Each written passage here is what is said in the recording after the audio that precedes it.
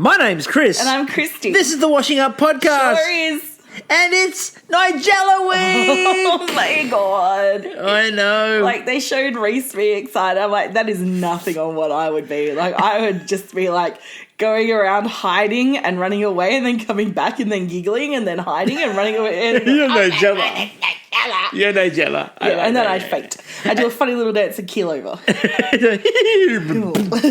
Just on the ground. Yes. So it's the start of Nigella week. Always a fun week. One of our favourites. Yes, she wanted us to pleasure her with food tonight. And you know, some people are more happy to accommodate her than others were. I think everyone gave it a red hot go, but you know. Everyone gave it a red hot go, and yeah. It was a good night. It was a fun night. It was an interesting night of food. There were a few things that worked really well. Yes, and then there was some that just had a bad go at it. Like, not a bad go at it. I mean, like, it just didn't work. Shit happened. It didn't work.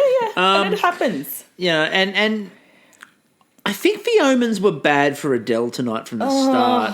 But I think the omens... Go bacon my heart. Oh, that's horrible. I know. Food-based puns are awesome. That's horrible. But no, I think things were bad for Adele tonight because it's the first night I've really sat there watching the credits, looked at them and openly gone, am I the only person concerned about the fact that Adele's missing that food with the seasoning? You're basing her whole skill set on whether she can shake stuff onto a plate. Well, apparently, because she missed. But Hodder throws something at the camera. Like, yeah, there's no even purpose for that. She just throws it at the camera. But the difference is, Hodder intends to throw something at the camera.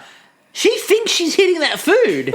She's honestly doing it for I dramatic purposes. I love the idea when they go, cut, and she just looks down like her arm is just covered non-stop in seasoning. You know, little for the plate, little for yourself. Maybe keep your skin nice. Maybe she did something that required her to throw salt over the shoulder. So she was just a lot of salt over the shoulder. Just throwing it. Like Joe, she drops things in the... But everyone has to drop something. And then you've got, is it Brandon, the dude running up with the basket full of veggies? It's like, slow down, dude. What's the vegetable emergency? The other thing I want to check, by the way, with the credits... I need some tomatoes, stat.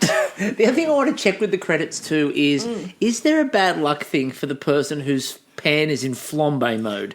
Because, of course, the person whose dish was in flambe mode was the first person sent home this year. Ooh. And I wonder if the title credits were like an omen of, look, he can't even have a pan without it catching fire. We'll have to go through. But it's the first time that I've ever... episodes. But it's the first time this season that I've sort of caught that thing of her missing the food going, I wonder that's an omen. And it kind of was. Now Matt started off by telling us the fact that this was going to be a great day, which I just thought was part of his life affirmation stuff. Yeah, I think last week he was at a Tony Robbins convention. That's why he was away, Tony Robbins. Away 2 weeks. And he's just so pumped he's come back today. It's going to be a great day. Matt, you need to tone it down. But I'm just so pumped. Just dial it back a bit, Matt. Today's going to be a great day. Better. Much better. That'll do. And, by the way, we've got Nigella. Matt goes, we've got Nigella? Shit. I just thought it was going to be a great day in general. When did that happen? I wasn't aware that she was here. I did take umbrage with the best loved home cook in the world. And you just had Maggie Beer on last week. Last week, Maggie Beer was right there. Right there. Look, Nigella's awesome, but... And I know you cheered and yay. I love Nigella. I love Nigella too. She's awesome. But I rank Maggie Beer above Nigella in terms of home cook. Well, so do I. The other thing is too, when she walked... Oh, did I say that? I mean, I rank Maggie Beer over Nigella. You got it right. My God. You got it right. But what I was a bit worried about was the way that I thought people were going to offer Nigella their firstborn. You are the reason I cook. You are the reason I breathe. I wouldn't be alive if it weren't for you. Have my child. What they didn't see is the tribute that had to come in. It was like they were visiting the court of Solomon and just... You know who they brought in? Who? Nathan. Up on a plate with sauce written for Nigella. with for Nigella written on it. And just the parsnip covering him. Finally, a bounty to our God. So we started with Nigella week. And she looked amazing. Love the dress. She did, and you ended up with a lot of... It matched Lisa's lipstick. It did. I They love matched Lisa's perfectly. lipstick. You had a lot of the sort of tropes that you get a lot of. So Nigella starts talking to them all about the mystery box, and they all nod. Everybody. It was just like metronomes. Yes, Nigella. Food.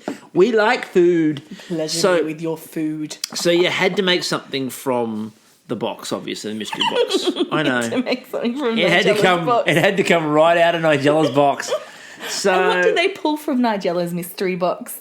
squid. Squid! There was a squid in Nigella's box. There was squid in Nigella's box. This sounds like a really, really messed up version passion fruit. This is a really messed up version of Play School. What was in Nigella's box? Okay, kids, let's play at home. It's got I'm- 8 legs. I'm going to pluck something from Nigella's box now. It's a cherry! It was popped a while ago. Just guessing. Just a hunch. Just a hunch. So, you had to pick something while Kristie recovers. You had to pick something out of Nigella's box. Some people picked the cherries. Some people picked the passion. Indeed, they fruit. did. Including Kristen, who basically went, nah, Gaz, you can just sit the fuck down. I got this, all right? I love the way that Gary tried to do the passion fruit and seafood. Squid. Will that I don't go? know. Will that go together? Then they cut to Ad with her looking confused. And they came back from Ad, showed him asking the question again, and then showed what happened after, where she looked at him and went, yeah, I do it all the time. Yes. And one of our personal favourite people, Elena Duggan on Twitter, goes, yeah, that's the way. That's exactly what you should have done. Those flavours always work. Now I just want, I'm thinking now of making like a passion fruit kind of seafoody sauce to dip prawns in. I thought you were thinking about making yourself a pavlova topped with squid.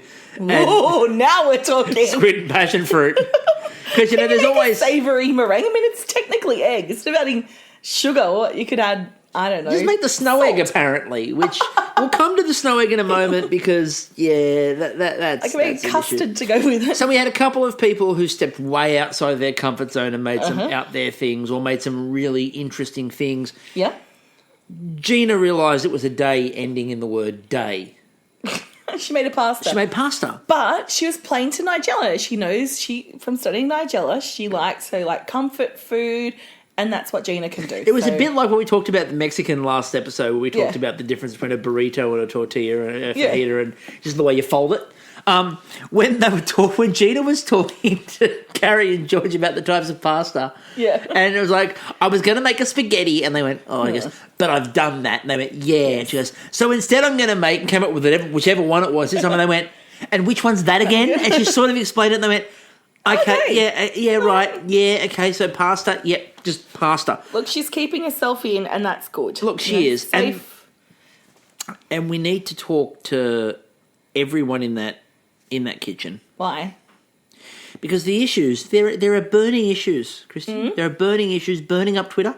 Yes. The Twitter sphere is burning, and you know what it's burning with? What? It's burning with bloody semi-Fredos and parfaits and ice creams.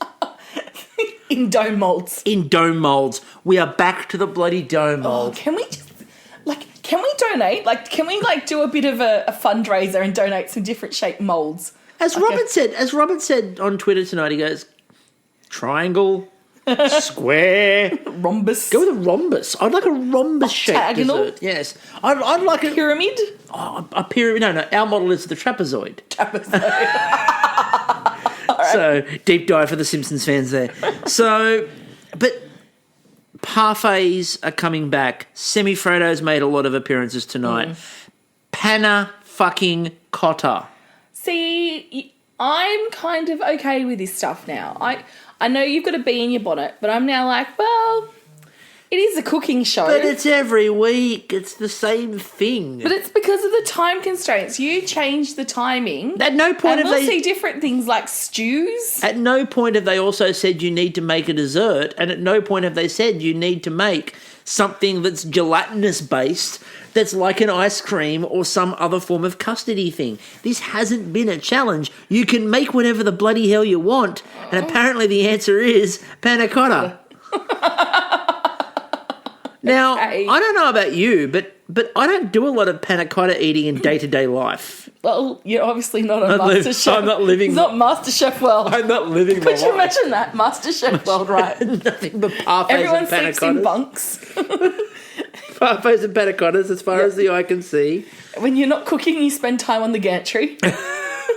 Black sesame crumb. Yeah. Anytime you go out in a group is in like coloured aprons to do some cooking for groups of other people. And you spend all of your time deep in conversation, wildly just gesticulating and pointing with like your pinky finger, like George. Yeah. Or tapping a spoon. Or wearing a cravat. Which, by the way, go for it, Matt, because his production tonight, where they've all got their bibs out for the crab later on, and he just folds the cravat down. They're like, what? He goes, it's practical. Yeah. Smart. There we go. Now we know. He's just ready to eat crab. He's I always thought he was a little 24 hours, 24/7 ready to eat crab. I always thought he was a little bit like a frill neck lizard. And that cravat just came out when he was startled. Apparently, the cravat doesn't come out when Matt is startled. It comes out when he's eating crab. Maybe he does both. Is he frequently startled while eating crab? Well, I don't know. If he's at the table with Colin Barras, probably. So, we also had a recreation of the snow egg. Now let's all focus for a minute. This is a grand final Masterchef dish. Yes. That took, a few hours? That was, a long and complex, which is now being done Like as a 6K throwaway in a challenge in a mystery box for Nigella Lawson. It's like someone going on, I don't know, X Factor Australia and just going, I'm just going to write a Rachmaninoff and then play it for you. I guess that's the equivalent. So what I'm going to do here is rewrite the theory of relativity. Just going to redo it. And look, but then she started hedging and going, it's inspired by the snow egg. It wasn't the snow egg. Well, it did play to her strengths. There was a sphere involved. It was a dessert, played to her strengths. Yeah. Again, she should be on Bake Off. Yeah. It was... See, my thing was, I didn't want to say it as a snow egg. It was a meringue, which was shaped in a dome mould. Now, someone who we didn't see a lot of tonight, that was both Michelle and Khan. And I did Yeah, see... I barely saw anything of Khan. Khan made a pork belly. I was about to go, woo, but then I blinked and I missed it. But he did tweet tonight saying how, what kind of mischief will these two get up to, referring to him and Michelle. And I'm thinking maybe that's the problem. Maybe, those two are just causing havoc and there's no usable footage. There's nothing they can use. There's Khan, I don't know, dusting himself on icing sugar. And It's like large chunks of Chris and Barb in the last series of Bake Off Australia. just can't use Then it. you can't use it because of the language. Yeah, he and Michelle are just swearing. But I like the idea of him talking out what sort of mischief will we get up language? to? What mischief will we get up to? And the answer was, we really don't know, Khan. You were cut out of most of the episode, the two of you. Oh, maybe using vegetables and stuff as genitalia props. I feel like that would have made it. Hey, Michelle, check out my jugs. Oh, nice one. I feel like that would have made it still. Bit of C&B. A bit of C&B action. Now, couple of turnips and a tomato. I also do have to ask the carrot. question. I also have to ask the question.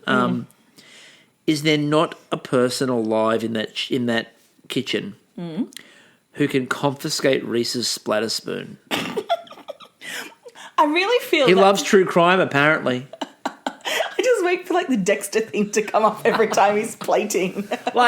We're starting to see, again, by this time of the competition, you start to see little tropes appear, and the key is being able to break free of those. And I'm worried about the fact that Reese feels the need to splatter everything. Can I just add to that and say, like a lot of Twitter tonight, Kira included, I'm really pleased that he didn't decide to splatter the chocolate mousse. Well, it could have been the follow-up to Chloe's. It could have been the follow-up to Chloe's. We'll come to Chloe's one in a minute. Yeah, that's the second challenge. So First challenge, we have Kristen just kicking ass and taking notes. yeah, Kristen kicked ass. Janine did really well too with her one, with her semifreddo. I did have a little bit of a beef with the MasterChef account on that one because they went, oh, that swirl, Janine nailed it. But yeah, she nailed the dish and it's her dish and brilliant. But George was the one who put the swirl on it. And they're like, that swirl. I think they meant that sauce. They were just excited. I know what they meant, but I'm pedantic like this. You know this. I know, but the wrong words come out of my face all the time. If I was in charge of people's social media, one, things would be constantly like incorrectly spelt. There's a reason why I run the social media. True. There would be inappropriate gifs, sometimes just gifs, and then I'd just get sidetracked and forget about the thing. Because like tonight, I was telling myself, don't type the Suncorp comment now because Kristen's going to win. Don't type the Suncorp. I start typing the Suncorp comment, and of course they've announced Kristen as the winner. I'm like, I've got to quickly finish this. So I didn't quite execute it as well. I've got you seriously that the ad with that weird ass fucking kid that goes and like tries to brainwash her parents. She's actually a foster kid that's been rescued by the Suncorp cult. Okay, and it's like every morning it's like praise the leader, Suncorp the leader. How much percent can you save? 70%. Oh, what do we tell everyone else? 70% can be saved. That's the way, and then they learn brain. So she's currently being deprogrammed, which is why her foster parents can put up with her. It's the only explanation for that fucking ad.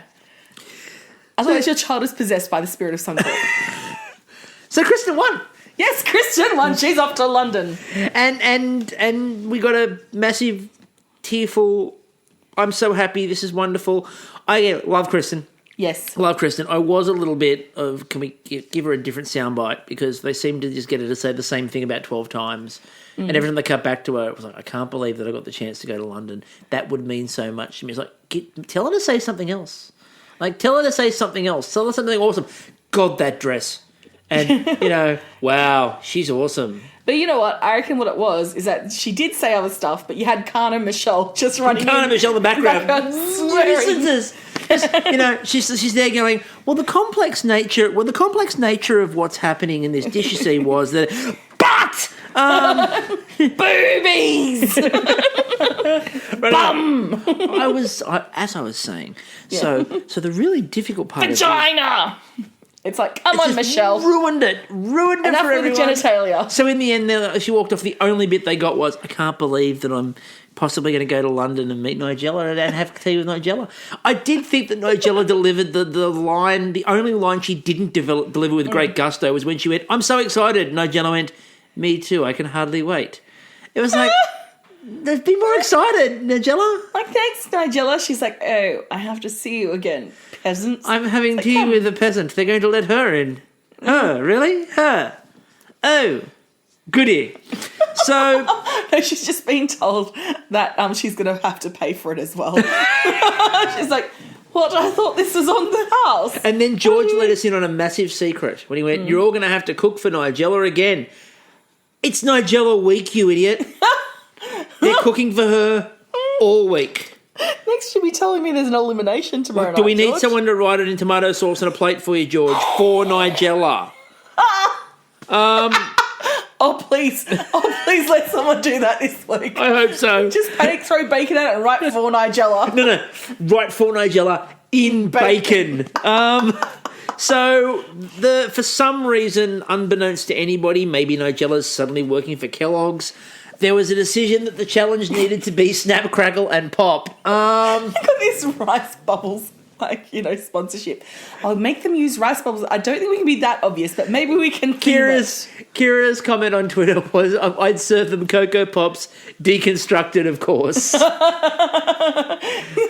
about a deconstructed, chocolate crackle? That could have come up tonight. Now our favourite dessert hound turned around and went, it must snap, crackle, and pop.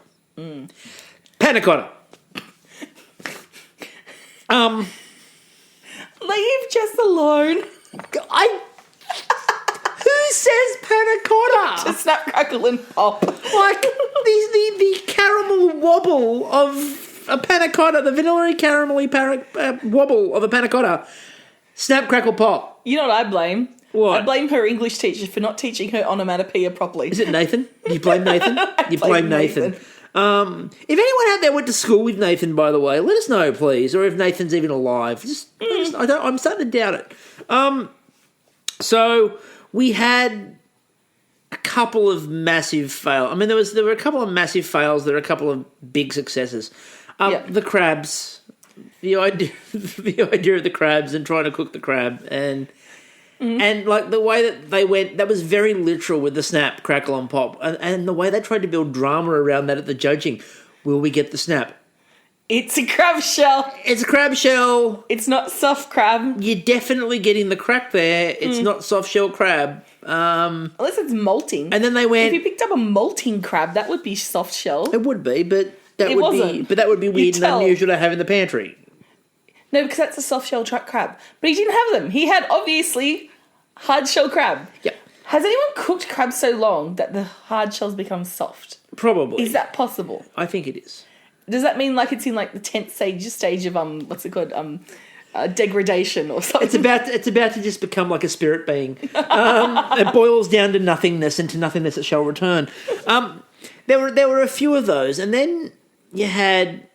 Well, Jenny tried to make a dome and got what most people probably deserve when they try to make a dome. Well, it was because she initially tried to make chocolate-covered truffles. Now, the unfortunate thing is she got her chocolate up to temperature, but then she dumped cold truffles into the chocolate, which lowered the temperature. Mostly it's drizzled on, like when you do it like that. So, and I think it maybe have cooled by the time she'd gone from the chocolate to the fridge to get the truffles. Yeah, we were watching it and you just instantly went, just pour it. Pour some chocolate on me. Well, speaking of chocolate. In the name of love. Speaking of chocolate, Reese is trying to justify the fact that he's going to go through. And he goes, I've made chocolate. I like chocolate. Nigella loves chocolate. What's the problem? And I'm like, I don't think that chocolate is that one where you can go, oh, look, I like chocolate and you like chocolate. You know, that's so rare. It's like that person who tries to ask you out and they're like, oh, so you like things? I like things. Do you like things? Oh, my God, we totally like things. We like match. That's like amazing. Like, oh, my God, we should marry. Oh, we really should. So, and that was, yeah, I mean, look, Reese did a decent job. They said any other week he probably would have got through. But yeah. But again, look, I'm cool. If he said that to me, I'd be happy. I like a bit of chocolate mousse. You like a bit of chocolate mousse? Bit of a demon. You're a bit of a demon for some chocolate mousse. Yes. So now Chloe referred to her dish as being inspired by Snickers, at which point I did suggest that the snap was the briefcases of the lawyers potentially running to sue. Yes. And then it didn't really satisfy. It really didn't satisfy. If the brief was make it look like a poo, totally nailed it. The Snickers guys ran over to Sue, took one look and went, never mind. You know what? We're good here. Who was it on Twitter that referred to it as the pool scene from Caddyshack? Oh, yes. I asked people to describe it, and Fee_B_63, just Fee, referred to it as Caddyshack, the pool scene. Yes. And I couldn't find a better explanation of what the hell it looked like. I mean, I just really feel for Chloe. I mean, she had a shit day in the kitchen. Literally. So... And you know what? Like... It's why nougat should be outlawed. Someone who had a bit of a shit round the first time was Huda. She went... Oh, when she's like, my sugar crystallised. I really wanted that pulled fairy floss to work. I'm a demon for fairy floss. And I was like, oh, come on. I'm just a demon for Lebanese desserts. Yeah. I love all forms of Lebanese desserts. So everything she makes right now is music to my ears. Yeah. I'm loving everything so far. And then I remembered from the ad earlier in this week about the little things served in like little ice cream holders. Yeah. So when I saw her doing those cones, I'm like, it's her! Where they were blocking out something on Nigella's face that looked suspicious when they covered it with like a modesty football. So... Censored. Yeah, those cones looked... amazing. And look, I'm sure Nigella's had a cone or two in the past. I'm sure that came out in the But I trial. like the Middle Eastern cornetto. I mean, the Middle Eastern cornetto looked amazing. It looked like it tasted great. Oh. So she had the stringy pastry around the outside. Yes. Oh, what's that called? I want to call it Havarti, but it's not. It's the... Oh, God, it's gone out of my head. It's that deliciously sweet, crumbly stuff with pistachio and stuff in it that you could just like roll in and be happy. Everything is everything. And it was just, oh my God, perfection. It was incredible. It looked brilliant. It looked delicious. Then we had the montage. We had the montage of mediocrity, and Joe was in the montage of mediocrity. Good. So the bribe didn't work, Joe. No. But on the plus side, safe for another week. Safe. She's like, I couldn't get you immunity. Got you into the montage. There's got to be a montage. Jill's in the montage. The meteoric montage. Yeah. Who else was there tonight? Khan, obviously. They couldn't show Khan and Michelle, could they? Khan barely even made the montage in mediocrity. Yeah. Michelle did for her spheres. Again, spheres. And Khan was walking up going, oh, fuck yes, I've got something else. Khan, I'm starting to think that Khan did not have a single bit of footage that was usable. Like, I like the idea he did the last 5 minutes of the dish just pantsless. Just last 5 minutes. You know, like, with Michelle going, ooh, matron. He's got the apron on, and what we don't know is that he's pulled his pants down. He's just, like, from the back, he just got his butt, like, sashaying up to the judging table. Sashay away, Khan. Sashay away. Ooh, it's a bit choky. Now, Loki. Now, the reason why there's been so many for Nathans tonight is that... Thank you, Loki, for this opportunity. Is that Loki raised the idea that he was dedicating the dish to his son. Now, couple of things with that. First of all, it's week 3. That's going a bit soon, Loki. Bit hard. Secondly, and far more importantly, that was trying to build up the drama to ridiculous levels. When he turned around and went, if this dish doesn't work, I will have failed my son. It's like, no, you haven't failed your son if the dish doesn't work. It just means it didn't work. I do like to think his child's, like, okay, he's got this kind of, like, 90s, early 90s action movie shit going on, but with, like, cooking show, in that, you know, he's, like, his wife's, like, he's estranged from his wife. He's disappointed his child time and time again. Like Pop Rocks. Yeah, like, Daddy, where have you been? I'm sorry, son, I've been cooking. You're always cooking. And he's like... But I'm working on Pop Rocks. And he's like, I'm going to prove myself to you. I'm going on Masterchef. And then that song... Don't fail me, Daddy. And then that song... You touch my hand...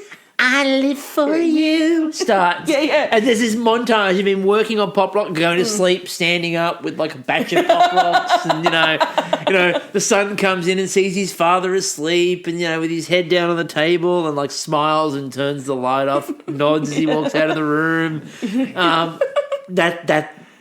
has to happen now. It has to happen now. But he didn't believe in himself. I'm like, you're the one who said trust the Loki. You need to embody that. And he should have, because they loved his food. Oh, yeah. They loved his ice cream. Now... Nigella got a mouthful of that and was just, She was very happy with that. Happy. Now Jenny from the block, as Alison Frames referred to her as, she was let down by the block tonight. At the start, it was only let down a little, but by the end, she was let down a lot. She dropped what I can only refer to as the half Death Star. It's the Death Star original, like half of the, like, you know when the architect makes like the little building to show people? Yes, the mold, yes. This is one of the reject architecture like models. So she dropped it, and it didn't so much crack as thud. And she needed a little rebel force to come flying in. I was in their X-wings to shoot it. And what I was up. disappointed with in the crack of that was that I wanted the plate to break, because that to me would have been a better crack. And they're like, that was a thud. No, I think you'll find the plate shattered. That's a crack. No, the whole idea of it is to hit it across your head. It makes crack your skull. Colin Barr is throwing it in the air and like headbutting it. But this is for the victory. I mean, Thomas on Twitter, my comrade in Brief History of Everything podcast, go check it out on iTunes, tweeted out that the nature of the sound wasn't specified. That was just the bass option. Hashtag technicality. Totally addicted to bass. Because they didn't really like the chocolate work. And she was always sort of going to be in the bottom group. Yeah, now Adele really had a struggle. Yeah, so we've left Adele, and we had to leave Adele out for a moment because she didn't have a good challenge. No, she had 3 goes. She was in the grave and she couldn't dig up. She had 3 goes at this challenge, and every time she had a go at this challenge, she changed her mind, and then she basically ended up almost reverting back to where she started from. But just not. And like quite. at the end, she was like, "I really am disappointed that I didn't just stick to my guns." And I'm like, you really sort of, you should have been able to stick to your guns. I mean, if you're going to be in the kitchen, you've got to be prepared for, the judges to try to shake your confidence. And you've got to come up with ways to adapt. And restarting twice is probably not the best way to adapt. No, I just feel sorry for her. Like, if it was in the first challenge, wouldn't have mattered. And what made it worse was that, like, everyone else, when they delivered their sob story, the judges sort of had this look and they thought, well, we've got to sort of put them through now. Yeah. Then she gives her sob story, which is, I give this dish to my husband all the time and he absolutely loves it. And George was half a step away after tasting the dish from saying, well, your husband's an idiot. He was like half a step away from it. He's like, that's really dry and bland and there's lots of problems with that dish. It's almost like, your husband's a moron. Yeah, it's like... Yeah. I know. It's George. It's George Columbaris, what do you expect? So... At least you don't rip off your workers, Adele. So, obviously, we have 3 people through to the immunity challenge. Yep. We have, of course, everybody's favourite in the kitchen right now. Uh-huh. And... Yeah. My other favourite at the moment. Hoda. Yes, I was so pleased that went through. Yes. So, and the third person that went through... Yes. Trust the Loki. Trust the Loki. So it's an interesting little scenario we've got. As for the eliminations, yes. Well, Jenny, I haven't seen enough of Jenny to know if I'm worried about her or not. The only thing that really stood out for me with Jenny is her use of her excitement about finding the right colander to see. Yeah, that is the only moment so far that I remember really is the fact that she worked out how to get quinoa through. She's always very positive when she's like being interviewed. Like it's not Eloise level positive. No, nobody is. Not Eloise. Oh, sorry, Tamara. It's not Tamara level positive, but she's still very happy. Yeah. Yeah, Chloe, maybe she's learnt from her past. Well, you see, Chloe last week, remember, was battling for the immunity pin. So yeah. Chloe, I think, will probably be okay. That's right. Yep, sorry. Although the challenge is chocolate, and she does seem to like nougat, so that usually means... But she did a chocolate pretty well tonight, so maybe she's okay. Yeah, the chocolate was okay. I mean, it looked like... It was the nougat that was the shit. Don't blame the nougat as the shit, okay? I will blame nougat day I'll blame and nougat fucking I'll night. blame nougat for everything. Nougatine, different story. Love nougatine. Nougatine. Hey, Barb. Yeah. And of course, the one I am worried about is Adele. Oh, I love Adele. I don't want her to go home. I'm worried about her. She was a bit shaky last week. I haven't had enough time with Adele. No. She was a bit shaky last week. She's already started this week really shaky. I don't know if she's got the ability to sort of back herself. Yeah. And it is all dessert-based tomorrow night, and she's a savoury person. So, but, I mean, we haven't seen her make a dessert yet, but we'll see what happens. I don't know. I fear for Adele. I fear for Adele tomorrow night. It's like tonight I've had a real, woo, Kristen's through, she's going to London as well, yay. And I've had like, oh, Adele's in there. So I just hope it's not a full payoff where Adele goes home. That'll just dampen my week, really. Don't fuck it up, Adele. I'm getting married at the end of the week. I need to pick me up, yeah? God, that sounds horrible. Oh my God. I need to take the stress off the wedding stuff. Ow. I'm getting married at the end of the week. I need, daggers. The daggers. Kristen, apparently you can make her wedding week happy because apparently I can't. And we were having a wedding at the end of this What week. a wedding that was going to be. It was going to be spectacular. But apparently that's not happening now. Anyway. How do I dig up stupid? Dig up, Kristie. Having an Adele of a moment. I need to just back it up. Back away, not today, Kristie lady. I need a little rewind the time.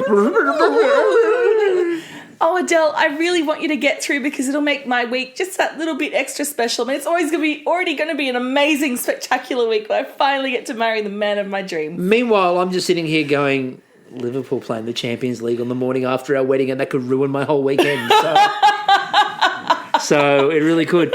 So it'll be interesting to see. Obviously, now we're back onto our actual schedule. Yeah. So we will be recording next for you on Tuesday night after the immunity challenge. Yeah. Where we get everyone pretending to know who the special chef is. Yes, it's that dude. Oh, I've been such a big fan of insert blank here. And she is a wonderful chef. How are you going to cook that food? I think insert chef here will represent a big challenge for me.